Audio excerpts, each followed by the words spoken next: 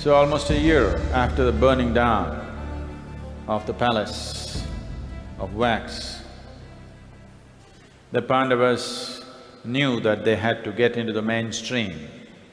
How was on their mind, how to get back. If dead people, they've been presumed dead, if dead people go back, somebody will help them to continue the act. So they're cautious, they are planning how to get back. At that time, they're in the forest and they come near a lake and they want to drink water. And a Gandharva who claims who owns the lake calls Arjuna for a duel. Having known that Arjuna is a great archer, he said, "You duel with me before you drink water from my lake." This Gandharva, whose name was Angaraparna, after a fierce duel, Angaraparna was defeated and he became unconscious. Arjuna, as it was the dharma of the warrior, has to put him to death because leaving a man defeated is putting him to shame. So a Kshatriya usually does not want to live after he's been defeated, he would rather die. So Arjuna gets ready to behead him. Then Angaraparna's wife, Kumbinashi, comes and begs Arjuna, he does not belong to your clan, he is not a Kshatriya. He has no problems of being defeated, he does not have to die. And as a wife, I'm begging you, please spare his life, because his dharma is not yours, nor your dharma his, so he need not be killed. So Arjuna spares his life, and for this, when Gandharva comes back into his consciousness, he offers many gifts to Arjuna, including 100 horses and other things which a Kshatriya values, and he tells them 100 stories of wisdom. Out of these 100 stories, we will pick one which is significant for the Pandavas and their future. Angaraparna narrates a story of Vasishta's son, the sage Vasishta, the legendary sage who plays a very important role in the Ramayana. His son, Shaktri, was traveling through the forest and he came to a stream which had a narrow bridge to cross. When he was about to cross, a king, whose name was Kalmashapada, came upon the bridge and one of them had to make way. As the king had entered the bridge before Kshatri, he said, "I came on first, you make way for me." Kshatri, who is full of pride about who his father is, he says, "You make way, I'm a Brahmana, I am higher than you." And before anything can happen, Kshatri, who is too full of pride, curses the king and says, "May you become a Rakshasa." King becomes a Rakshasa and immediately he has cannibalistic tendencies within him and he eats up Kshatri. So Angaraparna narrates this story and Kshatri's son, Parashara, the sage Parashara who is the father of Vyasa, when he grows up under his grandfather's tutelage, Vasishta becomes so despondent of having lost his son, particularly lost him because he empowered him with the ability to give boons and curses. He gave the wrong curse to the wrong man and he got eaten up himself. And when Parashar, his son, comes to know, he wants to take revenge. He wants to perform a yajna which destroys all the cannibalistic tribes in the land. Then Vasishtha stops him and he says, "This is no good. Your father cursed somebody and that curse ate him up. Now you are trying for revenge. This revenge will not breed anything good. It will lead to a spiral of revenging and avenging, and endlessly it will go on. You pursue what is valuable for you, don't pursue him." So taking this advice, Parashara becomes a great sage who fathers Vyasa, and Vyasa plays an important role in the whole story of Mahabharat. Having told this story, Angaraparna told them this story because he saw the rage and hatred in the hearts of Pandavas. They've been many times been deceived of many things. Above all, many times attempts have been made upon their life, and particularly this time a blatant attempt on all five of them, including their mother. Their raging within themselves for revenge. So having an insight into their hearts, he told them this story and he told them, get yourself a priest, get yourself a wife, get yourself your own land and build your own kingdom. Don't waste your time and energies in revenge. You can be kings. Having heard this story, they become little more cautious about their revenge, but their revenge doesn't leave their hearts. So first thing is, they will get themselves a priest. Devalamani's son, Dharmya, will be in a nearby ashram. They will go and plead with him, please become our family priest. In Dwapar Yuga, a family priest was very important because of the power of yagnas. Constantly yagnas needs to be performed for every occasion. There was a ritual to be performed, and they found Dharmya a very competent and efficient priest who walked with them right through from that moment onwards. And then they heard that King Drupada of Panchala has called for a Swayamvara. We have already gone into what is a Swayamvara, that a princess is to choose her husband. To say something about Drupada, Drupada is the king of Panchala, and as a young boy, he studied along with Drona, with the sage Bharatvaja, who was Drona's father. So Drona's father, Bharatvaja, was a guru both for King Drupada and Drona. Both of them became close friends. When they were 13 years of age, one day, the boys were so close to each other. One day, Drupada and Drona promised each other, whatever wealth, whatever we achieve in our lives, we will share it with each other. After their training was over, Drupada went back to become a king. Drona is the son of a sage, so he went out to make his own life, and he couldn't make much of it.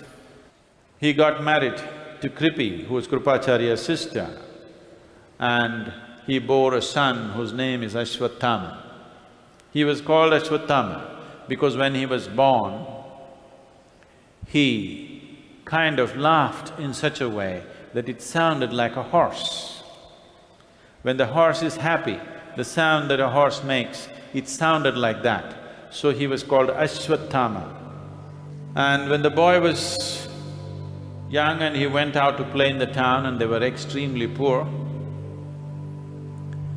and the boy had never seen milk because they were so poor, the parents could not give him milk. Being pastoral societies, milk was almost like the staple food, but this boy was so poor, they had no land and no cows, so they had not seen milk. The boy has not seen milk. When other boys were drinking milk, he asked, what is it? So they suddenly realized this boy has not seen milk, and they mixed some rice dough in water, mixed it up and gave it to Ashwatthama and said it is milk. He drank it happily and he thought it's milk. So they all started making fun of him that this boy doesn't even know what is milk. So when Drona came to know about this, he became very, very angry and desperate. Then he remembered that his friend Drupada, who is now a great king, had promised him that he will share everything in half. So he went back to Drupada's court and he said, "Well, you remember the promise, you must give me half of your kingdom." Drupada looked at him. Many years passed by and he said, "See, you are a poor Brahmin. You are incensed because of the insult that happened to your son. I will give you a cow. Take it and go. If you want more, I will give you 2 cows. Take it and go." What is this? A Brahmin coming up and asking me for half a kingdom? Drona said, "I have not come for charity, I have come in friendship. We are friends. I am asking for half of your empire, not for a cow. I don't want charity from you because we are friends." Then Drupada said, "Friendship happens between equals. An emperor and a beggar cannot be friends. You can only take charity. If you want, take the cow, otherwise leave." So Drona swore there, this will be avenged. And he started burning for revenge. Because of this, he acquired the astras from Parashurama and came to Hastinapura and started training the Kauravas and the Pandavas in various martial arts.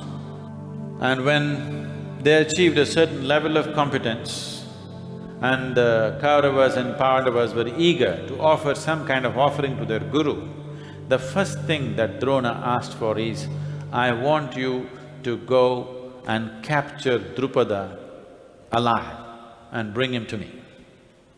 So uncalled for, without any issue, the Kaurava princes and the Pandavas went and attacked Panchala, Kampilya, which was their capital. The Drupada's army or the Panchala army was not even ready. They didn't understand why are these guys simply coming and attacking without any issue.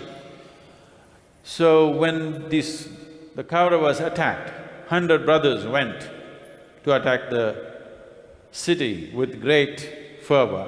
Pandavas stayed back and watched. When they realized they're being attacked, the common citizenry, the soldiers were not ready.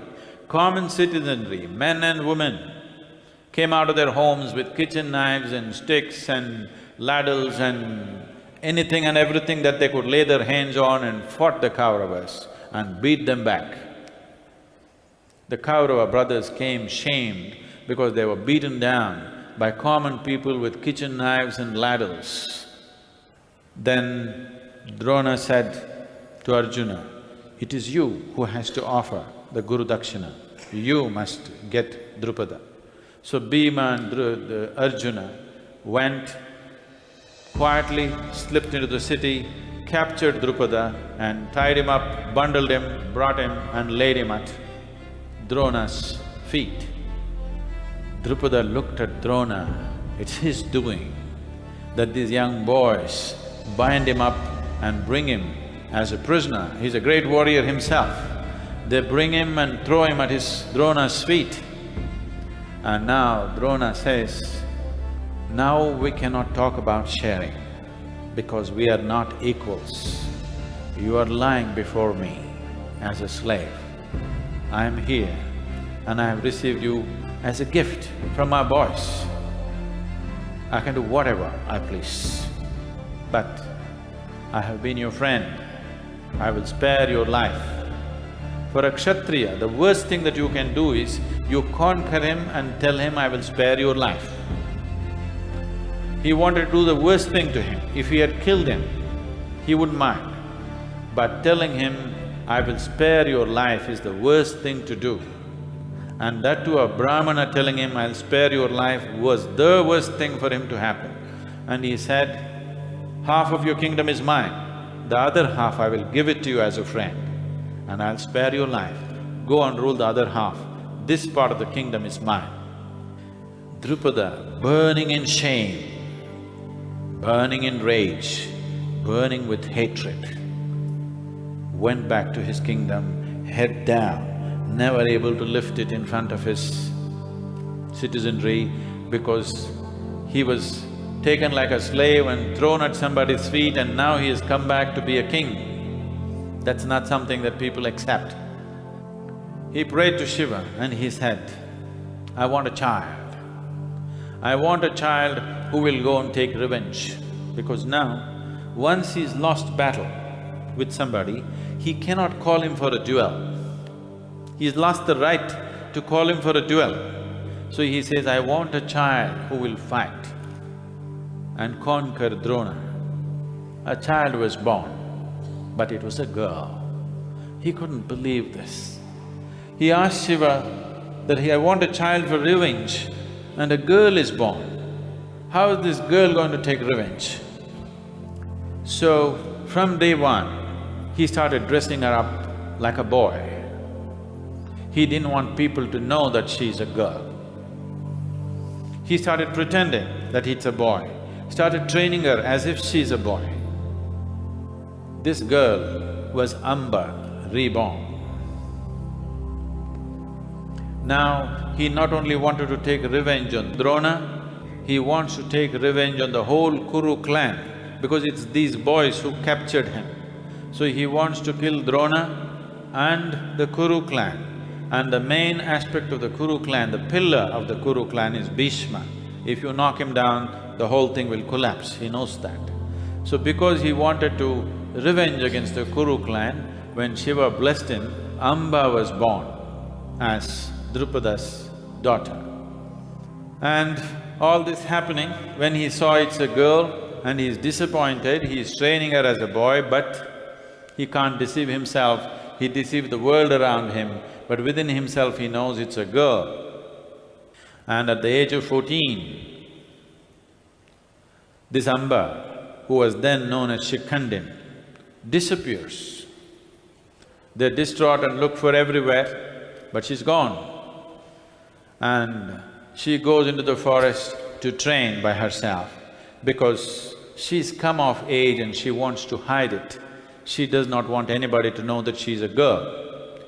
And seeing her plight, a yaksha in the forest whose name was Stunakarna helps her. He says, I will give you manhood. And using his magical powers, he makes her into a man. He says, this will be with you only to save you from the situations. But when real situations come, you will become a woman once again. It'll see you through. In the palace situations, in the social situations, in real terms, you're still a woman. But Drupada is burning for revenge. He lives with a single-minded purpose. The only purpose in his life is somehow to bring Drona to shame and Kuru clan down. So for this, when he starts looking for somebody who can perform a yajna for him, which will bear him children who will be capable of defeating Drona and the Kuru clan. He knows who Drona is, he knows his capabilities, so he calls for a putra karma yajna and he gets Yaja and Upayaja, who are well-known tantrics of the time, to perform this yajna for him.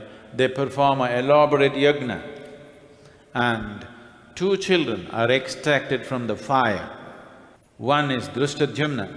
When he prays, he asks, I want one to kill Drona, I want a boy to kill Drona, and I want a girl who will divide the Kuru house. So they extract a boy and a girl from the fire. These 2 were not born of a man or a woman, they were born of fire, Drishtadyumna and Draupadi. And Draupadi is born.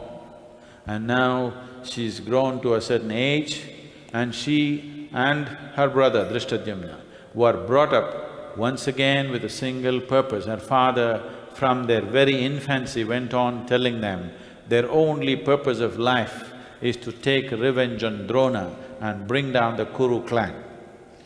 So a great enemy is growing parallel to the Kuru clan. As the fame and struggles of the Kuru clan happening within themselves, a very formidable enemy is growing in the neighborhood. Drupada wants his daughter to be married to the greatest archer, the greatest warrior, so that they can take revenge. He is looking. He does not find anybody who can beat Drona. So when he comes to hear of all the exploits of Krishna, the battles that he fought, 17 times Jarasandha attacked Mathura. 17 times Krishna and Balarama beat them back. A great army was beaten back again and again with guile and valor. Though the Yadava army was 1/10 of the Jarasandha's army, repeatedly they beat them. 18th time, Jarasandha gathered few other kings from the west. The kingdoms mentioned are in the present region of Afghanistan, and kings from that region came to help Jarasandha, and armies surrounded Mathura from all directions. So Krishna saw, if he continues to fight, now an overwhelming military force has surrounded Mathura and Yadavas will be annihilated. So he convinces the whole population for an exodus. They leave Mathura and travel 1700 kilometers down to Dwaraka. Hundreds of people die in this exodus. Traveling through Rajasthan, which is a desert, they go down to the south of Gujarat, which is Dwaraka, and they want to build a city there. But when they come there, Krishna sees there is a well-built city in a small island in Dwaraka. So he feels strategically it is best that they go into this island city. This city was ruled by a king, Revata, and King Revata had a daughter whose name was Revati. Because Revata wanted to acquire, he belonged to Satyuga, when human beings were much bigger in their physical stature. And he went to Devaloka to ask for a boon. That is, he wanted a great Deva to marry his daughter, a Deva to be born as a Kshatriya and marry his daughter. He went to ask for a boon. Because of the time difference between this Bhuloka, the planet, and Devaloka, because the time in Devaloka is very different than what it is. Let me tell you a little joke. It happened. A man from Texas went to heaven, got an appointment with God, and asked God, "God, is it true that what is 1,000,000 years for us is just one moment for you?" God said, "Yes, son, it is so." Then he asked, "God, is it true? What is $1 billion for us is just a penny for you?" God said, "Yes, my son, it is so." Then he asked, "God, can I have a penny?" God looked at him and said, "Wait a moment."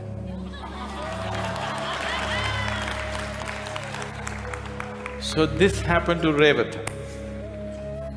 Because of this time difference, he went and asked a Deva should be born as a Kshatriya and he should marry his daughter. Because this short visit of a day was 1,000,000 years on the planet, when he came back, yugas had rolled over many times and human beings had become much smaller in stature, and he found Revati was too big for any man. So, they did not know what to do. So Revata was in despair because there is no man on the planet for his daughter. Then Krishna and Balarama came. Balarama was of immense size. In spite of that, he had to look up at Revati because she was so tall. So Balarama used a plough always. He was a farmer, and also when he fought battles, he used his plough only as a ploughing plough, as a weapon. So he used his plough and pulled Revati down. With Krishna's help, he reduced her size, and strategically Krishna got Balarama married to Revati and they occupied Dwaraka. The Yadavas moved into Dwaraka and Krishna went about clearing up the surrounding small kingdoms. Effortlessly, he conquered all of them. Wherever conquest was needed, he conquered. Wherever he could include them by marriage, he married. He married dozens and dozens of princesses so that peace was made. You need to understand, those days, because people held a blood relationship as the most important relationship, the only way you could make peace with somebody is create a blood relationship. That you give their girl to… you give your girl to somebody else, that means you can't make war with them anymore. So he went about this and he also abducted Rukmini, defeated Rukma, who was a great warrior, and defeated Shishupala, who was a very great… he was known as the bull of Shedi, and he defeated him in a duel. Because of all this, and he also had shamed Jarasandha once in a duel. Because of this, his valor and his skill as a warrior had spread across. So Drupada thought, Krishna is the best man for his daughter Draupadi.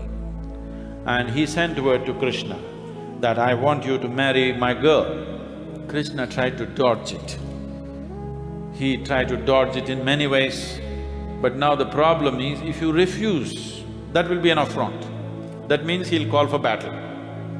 So in a very tricky way, he avoided the whole situation, and because he did not want to marry Draupadi, he said, I am just a cowherd, how can I marry Draupadi? She is a queen. He married many other queens, but the scripture goes about describing the most beautiful woman on the planet. She was dark as velvet, but she is considered as the most beautiful woman, and the scripture says, when a woman is this beautiful, invariably she will cause problems. She is so beautiful, invariably people will fight over her, countries will be divided, brothers will fight, things will happen. Draupadi comes for marriage, and Krishna somehow convinces Drupada the best thing is to arrange a Swayamvara.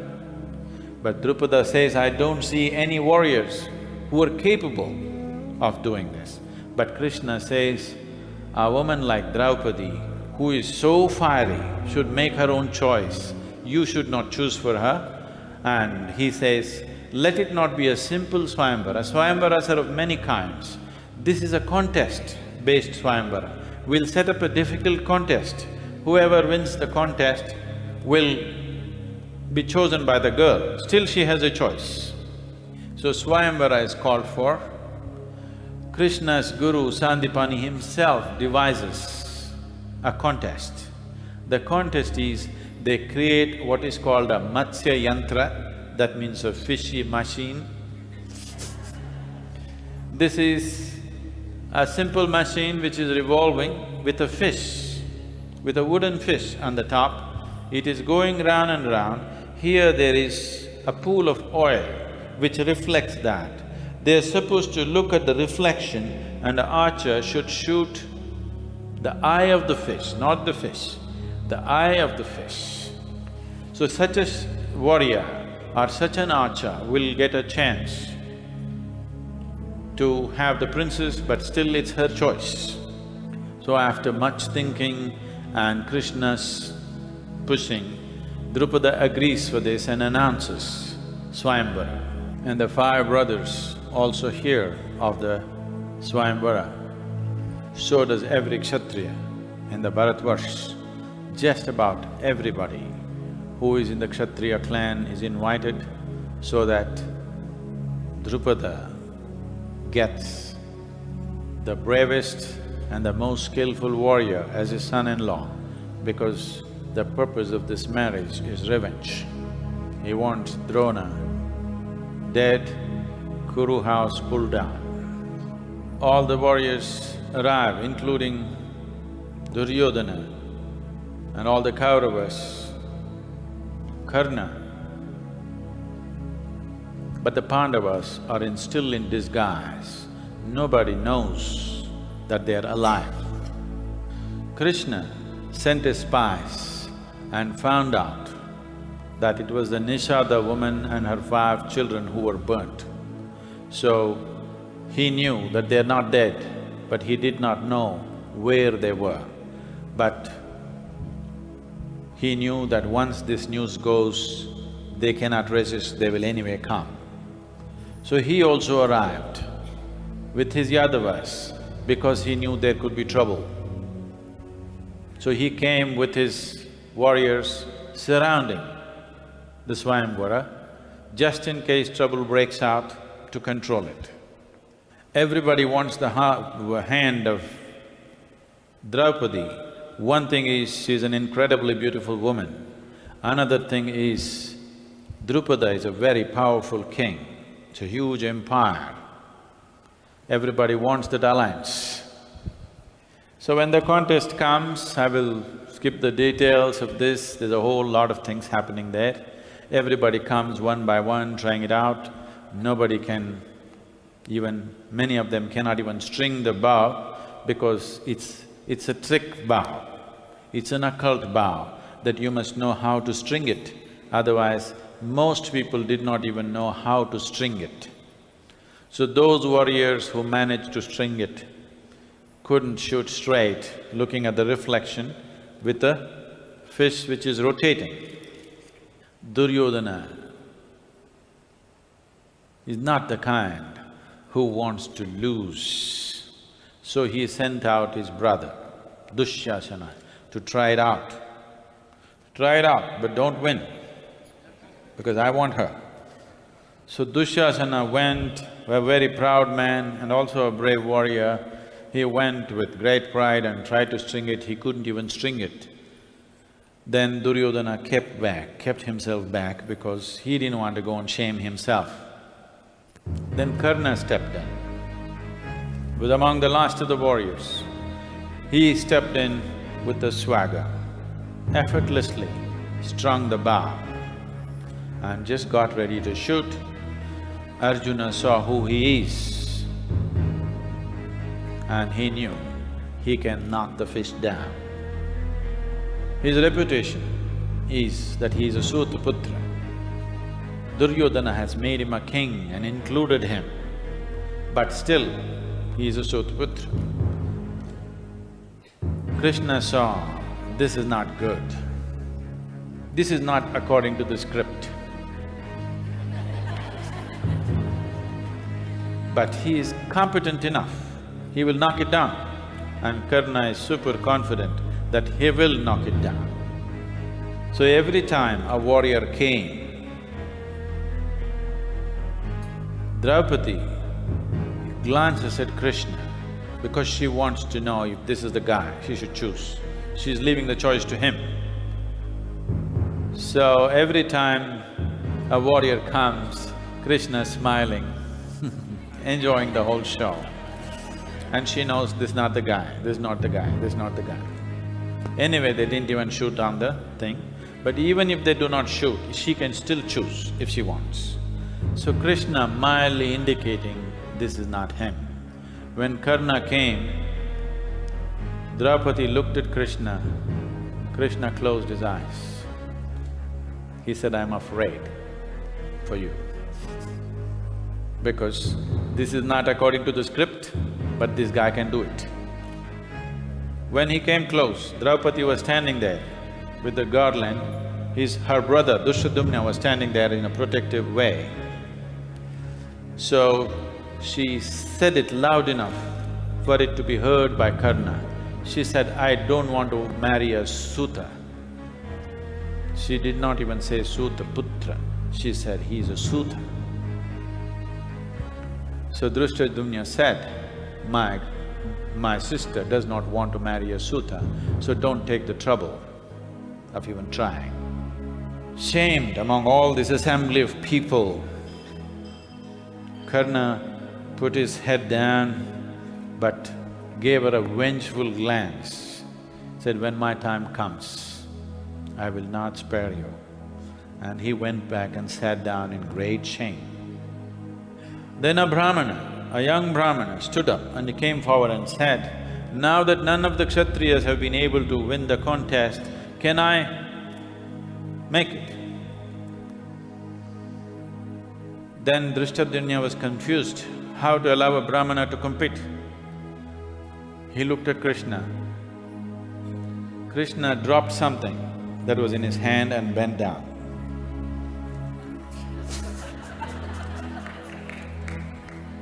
Drishtadyumna said, "Yes, if you wish to compete, you may compete.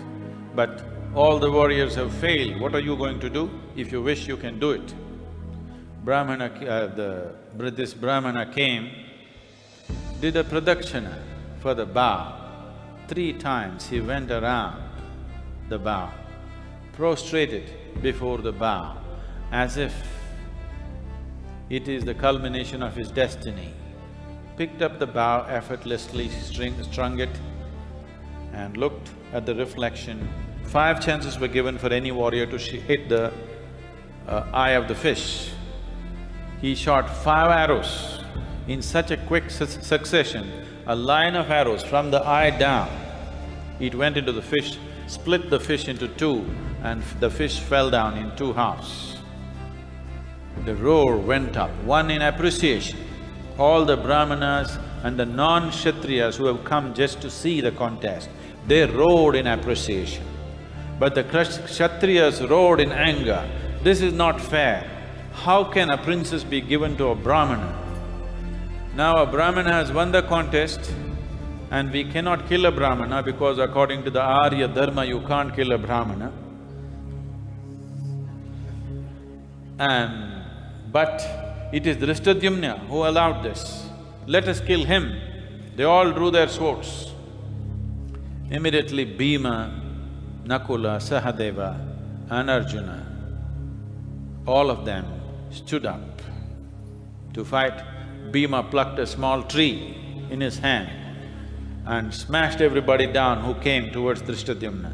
Arjuna picked up the bow and created havoc around him. Then the Yadavas moved in to control the whole situation. It got controlled and Draupadi put the mala around Arjuna.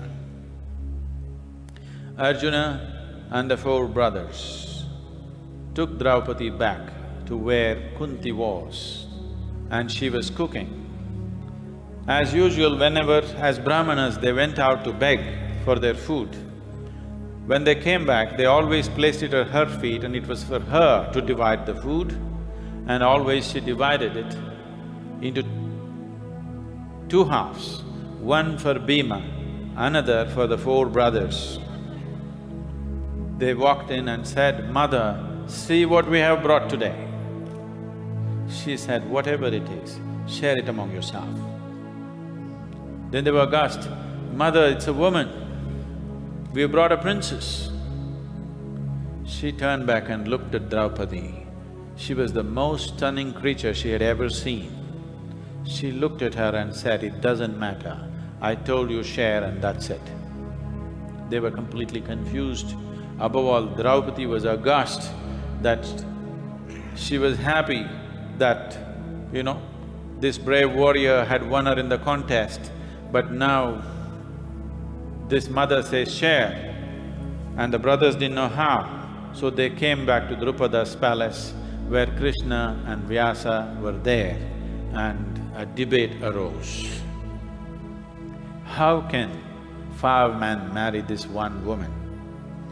They said, once our mother wills it, whatever it is, even if it is death, that is what we do. We can't go back on that. If you want, you take your daughter back. But Arjuna cannot marry her separately. Either all 5 of them marry or we will give back your daughter to you. That would be a complete insult, that somebody marries her today and today evening they're returning her. That would be a complete insult for Drupada, but he is confused. Krishna doesn't say anything. With a big smile, he looks at the ceiling. Everybody tries to engage him in the debate, but he starts studying the tapestry of the palace ceiling, never says anything. So Vyasa, the sage, chips in. She falls at his feet and says, "You are a wise man, tell me how is this? How can they get me into this kind of a mess that I have to marry 5 men? What is this? This is not fair, this is not dharma and I will not do it." So Vyasa says, there are 3 options in front of you. Now you can marry only Arjuna and he will take you away. He will be in love with you, obviously. But after some time, he will resent that because of you, he had to leave his brothers and his mother. Resentment will slowly turn into bitterness. Bitterness will turn into hatred over a period of time. He said, this is how most couples live. Because initially it's a big love affair, but this love affair, somebody insists that you must separate yourself from your mother and your brothers and whatever your clan. It happens at a certain stage in life. Unknowingly, unconsciously, the man developed resentment, but because of this woman, he had to move away from everything. And especially for Arjuna, this will be 100% true. So this is your choice. You can enjoy a short span of a great love affair with your husband, and then he will invariably resent the separation and he will hold you responsible for that. Or you can reject this whole thing. You have the right to reject and say, I reject this marriage, go back to your father. But then, nobody else is going to marry you. No great warrior is going to come forward to marry you because you will be seen as charity. You will not be seen as a prize. You will not be seen as something that they want to have. You will be seen as something that's been given to them, they will not take it. You may remain a maid for the rest of your life and remain in your father's house, where your brother will resent it after some time. Or you marry these 5 men. These 5 men, if they stay together, they will make their own destiny. They will rule this land. He actually says, they will rule the world. If these 5 men stay together, they will rule the world and you can have the pride of keeping them together because you are their common wife. This is the choice you have. These are the 3 options. Choose whatever you want. Considering the choices, overwhelmed, she falls down faint. Then they revive her. Then Vyasa takes one more step and he opens up her vision into her past life. And he tells her, he makes her see that in her past life, the king of Vidarbha, who was known as Nala, nobody in India has not heard about Nala and Damayanti. Nala and Damayanti are fabled lovers and he's the best cook on the planet. He's no more, unfortunately. So Nala and Damayanti, the love affair, is a huge fable in this country. Draupadi was Nala and Damayanti's daughter in her previous life. As a young woman, she prayed to Shiva. Looking at her penance, Shiva appeared. He was in a slightly inebriated state and he was generous. She saw Mahadeva appearing in front of her and she said, this young girl, "Oh Mahadeva, I want a husband. I want a just husband. I want a strong husband. I want a brave husband. I want a wise husband. And I want a very handsome husband." Shiva said, "Yes, yes, yes." 5 times. When she had this peep into her past life and she saw it is her own doing, that she asked for 5 husbands not knowing. She wanted a husband with all these qualities, but unknowingly in her excitement she asked for 5 husbands and it was granted by Shiva, and that's how it became. She married the 5 men. How to make this arrangement? So Krishna stepped in and made this arrangement. He said, let it be so that you be with one brother for 1 year and next year the next brother. During that 1 year, even inadvertently, if another brother steps into your bedroom, he has to be exiled for 1 year. He must disappear into the jungles for 1 year. He made this arrangement and the Pandavas were united in a way that they could not be broken. They have a common wife and Draupadi demanded, it does not matter, you can take as many wives as possible outside this arrangement, but nobody ever lives in the palace. So this became the unifying force, the binding force to keep the 5 brothers together and work towards the fulfillment of their destiny of ruling the nation. And now, armed with the alliance of Drupada, they went back to Hastinapura. Now the Kauravas, raging and raging, more and more shame. Above all, the dead have come alive. How the hell did they come alive? They were dead for sure, their bodies were found, there were no DNA tests, rituals were performed for the dead, they even cried and wasted their tears. And here they are back with a bang. And now with an alliance with Drupada, you cannot touch them. They are no more just 5 people. Now they are formidable foes and they got Draupadi. And on top of it, they won the contest. None of the Kauravas could do it. Karna came back shamed. Now the rage multiplied.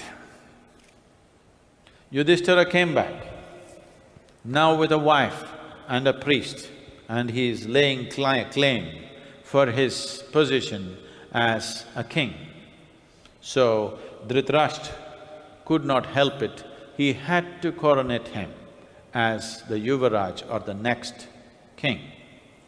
From there, troubles multiplied like never before.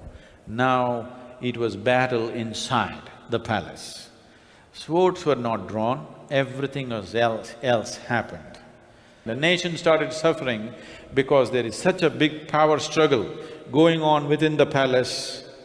Nation was not administered properly, things were going bad. Bhishma saw this and he thought, this needs putting his foot down because he is the regent, he can decide. So he said, let's coronate Yudhishthira. There's no point keeping him as Yuvaraj. Let's make him the Maharaj, it'll fix it, one way or the other. And let's give Duryodhana and others important positions. Duryodhana cried in shame when this was announced. He went to his father and raged and threw tantrums. He said, you brought me up as a future king. Now you are asking me to be a slave. You want me to take orders and instructions from these people who came from jungles. And above all, you want me to take instructions from Bhima. He will taunt me and shame me 1,000,000 times every day. I will kill myself. So Duryodhana is threatening suicide. But Bhishma is putting his foot down and saying, Yudhishthira will be the king. This must be settled because the nation is suffering because of this power struggle going on in the palace. Nothing is being taken care of. Though Dhritarashtra doesn't really like this, he has no choice because he is only king by name, he is blind and he cannot do anything. Whatever Bhishma says, it is his word which always goes. He is the elder, he is the regent, he is the wise man, he is the warrior. It's him that everybody respects. And it is he who can really give orders when things come to a deciding phase. So he accepts that Yudhishthira will be the king. But Duryodhana starts tormenting his father. He says, "No way, I'm going to kill myself." The rest of the brothers say, "We will go back to Gandhara," that is their mother's place. Gandhara was approximately located in the current Himachal Pradesh. They said, "We will go into the mountains." Duryodhana says he'll kill himself. Dhritarashtra does not know what to do. All he knows is he wants his sons to be kings. In the meantime, Yudhishthira has spent so much time with sages, he's acquired all the scriptures and dharmas and karmas and everything, too many rules and things in his head. Always, every second word is dharma for him. He wants to be truthful, he wants to be straight, he wants to be just. He never want to make one unjust decision in his life. So when… in the court, when Bhishma announces that Yudhishthira will be the king and everybody celebrates, Yudhishthira stands up and says, "Yes, I will take the responsibility of doing everything that I need to do, but as long as Dhritarashtra is alive, let him be the king, I will take orders from him and let Duryodhana have equal kingship. After all, he is my brother." Duryodhana and his brothers, their eyeballs pop out. They say, "What? Did we hear it or is it audio problem?" Then everybody confirms, yes, that's what he said. He said, "Let Duryodhana have equal kingship." They thought, what is this bitter struggle that's been going on? Now when it's given to him, that man says, "I will share it equally." Because he thinks that is the dharma, that is justice. Bhishma looks desperate. He throws up his hands. "I have borne this nation for so long, for 3 generations. He has brought it through not being a king. He is a brahmachari, but has all the burdens of families, all the pains of the family, never knowing any pleasure of the family, but every pain of the family he has suffered, more than anybody for 3 generations. And now, when he tries to finish it for the first time, there's going to be a legitimate king for the Kuru dynasty after a span, after Shantanu, there has not been a king. Now this man does this. The brothers, the 4 brothers rage within themselves, but they have taken a vow. When the father died, when Pandu died, they have taken a vow from today, Yudhishthira is like their father, the eldest brother. Whatever he says, that will be the law for them. In this generation it's going away, otherwise this has been the law in this country. As long as the father is alive, whatever he says, the sons will simply follow. This is very reverse of what Sigmund Freud has been talking about, Oedipus complex. This is very reverse of that. It is always the older generation exerting what they want, right from Puru, Santanu and continues with everybody.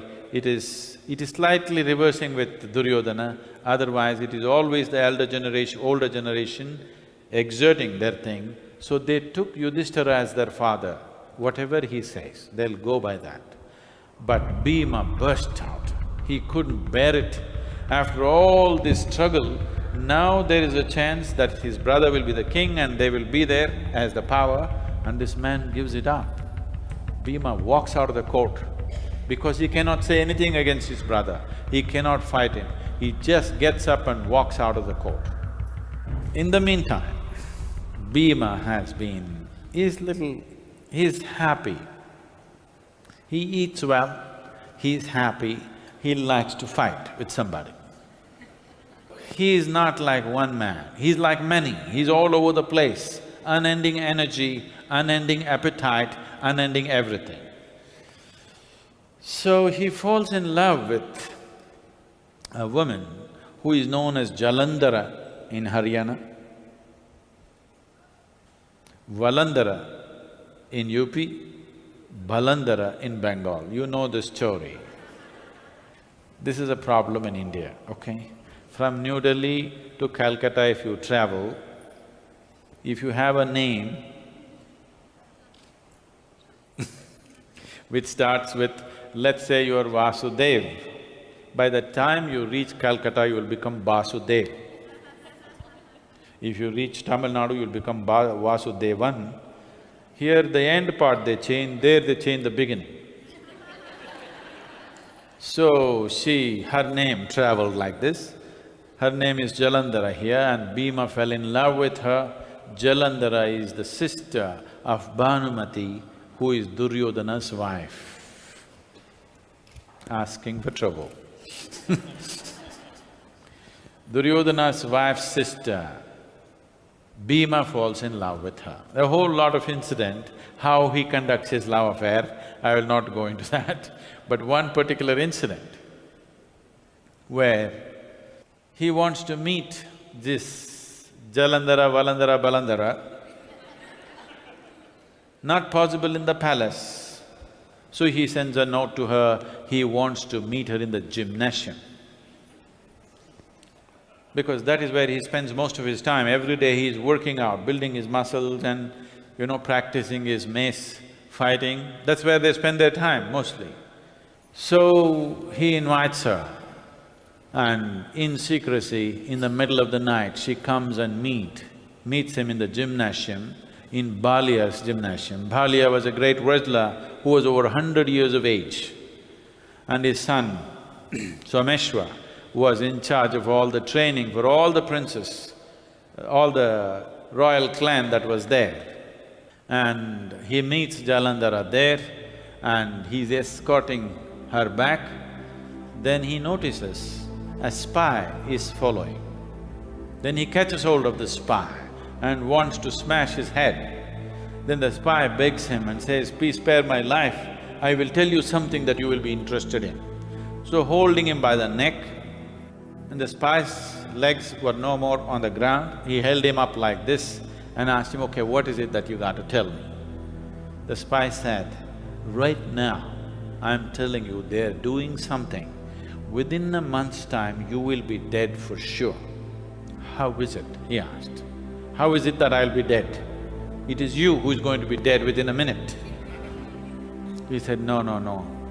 I will tell you, across the river, there's an Agori. I will take you there. Right now they are performing a certain yagna. For sure you will be dead. Let me see." So with the spy, Bhima went across the river, quietly took a canoe and crossed the river, and there was a Agori hut. Agori means a certain clan of mystics who still exist in this country, who are the fiercest possible yogis you can see and the weirdest that you can see. So there was a strange Agori on the other side of the river and nobody bothered him because he lived a very strange and odd life. They still live very odd lives that nobody understands who they are, what they are. It's a very, very different kind of cult. So Dushasana and Shakuni were sitting in front of the fire. Agori was chanting away wild mantras. So Bhima and the spy hid behind the hut and watched. After various incantations, a form appeared, a feminine form, a devi, a goddess, a very fierce form, of a goddess appeared. And now Aghori, who was in a trance, asked Dushyasana and Shakuni, "What do you want? Now the Devi has come, what do you want?" So Dushyasana said, "We want Bhishma dead." The Devi said, "Not possible, because he has the boon that he can choose his time of death." Then who else? They said, "We want Krishna dead." Devi said, "Not possible. He is an avatar. He will not die according to your will, he will die according to his will." These are two key elements. If these two die, everything will be in their hands. Then who? They looked at each other. Shakuni said, "Bhima." Dushyasana said, "I want Bhima dead." Before Aghori could do the needed work, Bhima picked up the hut and threw it into the fire, and the whole yajna broke up. And the Aghori himself caught fire in this accident that happened, that he was pushed into the fire and he caught fire. And the Aghori just sat down in cross-legged posture and he burned without uttering a scream, without saying anything. Simply he sat there with his eyes open and his body burned itself into ashes. The yajna was broken. A strange being, even Bhima was terrified, but more than anything, Dushyasana and Shakuni were so terrified, they ran away from the place. Then, this is a time to thank the spy. So, they went back to the canoe and Bhima got into the canoe, picked up the spy by his neck and drowned him in the river. Because he didn't want him to go back and tell them what had happened. And with this done, Hastinapur was ready, highly inflammable, ready for the whole city to catch fire. Yudhishthira is the real king, but he will take instructions from Dhritarashtra, and he is sharing his power with Duryodhana, which is a horrible situation where nothing will happen.